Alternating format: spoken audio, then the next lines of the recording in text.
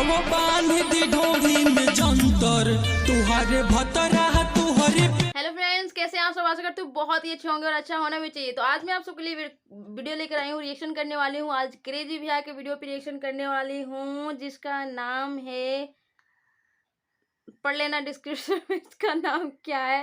और आप सबको वीडियो कैसे लगेगा प्लीज कमेंट करके जरूर बताइएगा। चैनल का नाम है क्रेजी नंबर 1 के चैनल से है। बहुत ही ज्यादा कॉमेडी वीडियो होता है, बहुत ही ज्यादा फन होता है इसके अंदर।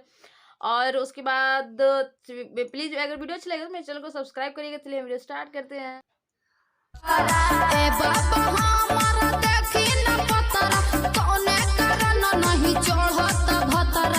अच्छा तो तार भातरा तारा पर नहीं चढ़त ना।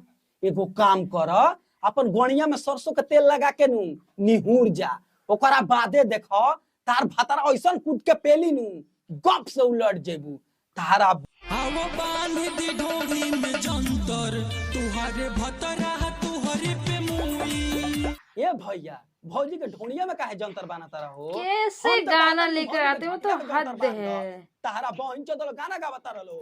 हमरा ई नहीं के बुझात कि एकरा बहन चो ढोनी में कैसे जंतर बनिया सरे। एकरा बहन चो आज ढोनी में जंतर बनाता रस, काल जाके गाड़ी में बनिया स, और परसों जाके सरबाणी में बनिया स।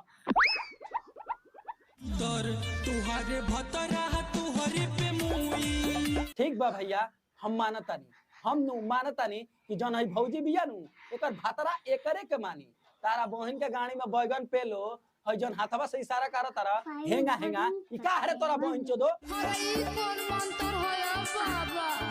अब ऐसे गाने पे मैं तो समझ में नहीं आ रहा मैं क्या बोलूं, कुछ नहीं, एकदम से पता नहीं चल रहा मुझे कि मैं क्या बोलूं। तो ऐसे अरे सरवा ई कौन टाइप के गाना हरे? तोर मौगी हमर पहिले कमाल ही रे। ई तो सरवा दिने दुपहर सरवा डिवोर्स करवा दी। अब बताओ ऐसे कौन गाना बनाता है? ऐसे भी कोई गाना होता है? मतलब कुछ भी बनाते रहे, जिसको जिसके मन में जो आ रहा है बस वो अच्छा बोलते चले जा रहे, सुनाते चले जा रहे। अनार पाक गइल बा ना।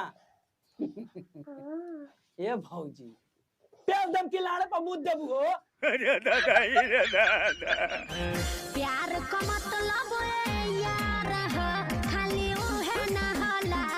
ए भौजी प्यार का मतलब ऊ ना रहित नु त आए दिन लइका लइकी ऊखी रहरी में ना पकड़ैत ताहारा। जहिया से ससुरा से आइल बारू काहे जानल रुआइल बारू। ए भैया जी भौजी नु रात भर ससुरा पेलाइल बिया, ओही से लरुआइल बिया। तारा बहन चो मुंह देख के नहीं लागत।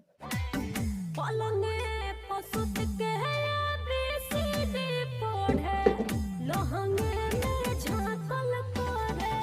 ए भौजी त तहार कहे के का मतलब बा हो कि तार पछिया में जाको तारा बहन चो करिया बिलाई लेके बैठल बाड़ू, कोनो देखी त सरवा दांत लाग जाई। दारू के नशा में नसाइल हद है। पी के भतार फुल टाइट बा। ए भौजी त तार भातरा के ज्यादा नासा भइल बा ना, त हमर लगे भेज द। तू नु भातरा के अपन हमर लगे भेज द, निहुरा के गोनिया में गप से पेल देम, फट देने नासा फाट जाई।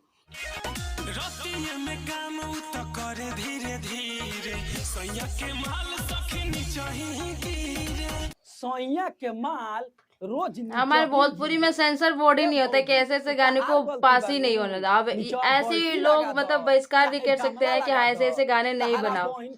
लोगों को सुनना है ऐसे गाने। कि जब से हमको लगाई हमदा भतार हमर मारे का बाको। ए भौजी उ हमरा नु देख के लागत, उ नु हमरा देख के लागता कि तार भातरा कितना गप गप मारत होई। तारा बहन चो तू ही राती खान जाके सूत कर चियार देत हो तो कोनो आके गप मारली। पति बुता के किली लगा के कपड़ा उतार देला सब। तब तो भौजी तू पूरा लंगटे हो जात हो। बाबा मतलब तार देहिया पे कहू कपड़ा ना रहत होई हो, बड़ा खराब लागत होई। कि जब से हमको लगाई हमदा भतार हमर मारे का बाको। ए भौजी तू चाहे गप मारवा चाहे चपा चौप मारवा, उसे हमर लाड़े के गम बा। तारा बहन का बुरी में अमरीशपुरी के लाड़ पेलो। अब देखो लो भाई लोग, ई भौजी बिया एकरा बहन जो हमरा का पागल बा, सॉरी पागल कर दी। अरे हम पागल हो जाएं भाई लोग। तो बस भाई लोग आज का बक्चर यही खत्म करता नहीं। आई होप कि तुम लोग को वीडियो देख के अच्छा मैं लगा तो होगा। पागल वीडियो हो देख के गई, अच्छा मतलब लगा ये होगा। गाने सुन के Sorry, मैं पागल हो गई। वीडियो सही देख में के मेरा अच्छा दिमाग लगा खराब हो होगा, गया, मन like नहीं कर रहा कर मेरा वीडियो देख ये के सब अच्छा वीडियो लगा बनाने का। dislike भी कर सकते हो। बहुत ज्यादा गुस्सा आ रहा है, ऐसे ऐसे गाने सुन के यार, हद है। तब तक के लिए बाय। तो फ्रेंड्स ये रहा आज का वीडियो। आप सबको कैसा लगा? और मतलब भोजपुरी में जो गाने हैं वो कुछ ज्यादा ही बलगर पे बलगर होते जा रहे हैं दिन पे दिन। समझ में ही नहीं आ रहा है ऐसे गाने पे किस तरीके क्या रिएक्शन करो, क्या बोलो, कुछ समझ में नहीं आ रहा है। आप सबको कैसा लगा प्लीज कमेंट करके जरूर बताइए। अगर वीडियो अच्छी लगी तो प्लीज लाइक करिएगा और मेरे चैनल को सब्सक्राइब करिएगा। और ऐसी वीडियो देखने के लिए प्लीज चैनल को सब्सक्राइब कर दीजिए। तब तक मिलते हैं नेक्स्ट वीडियो में, तब तक के लिए बाय बाय। और जहाँ रहिए खुश रहिए, मुस्कुराते रहिए, हंसते रहिए।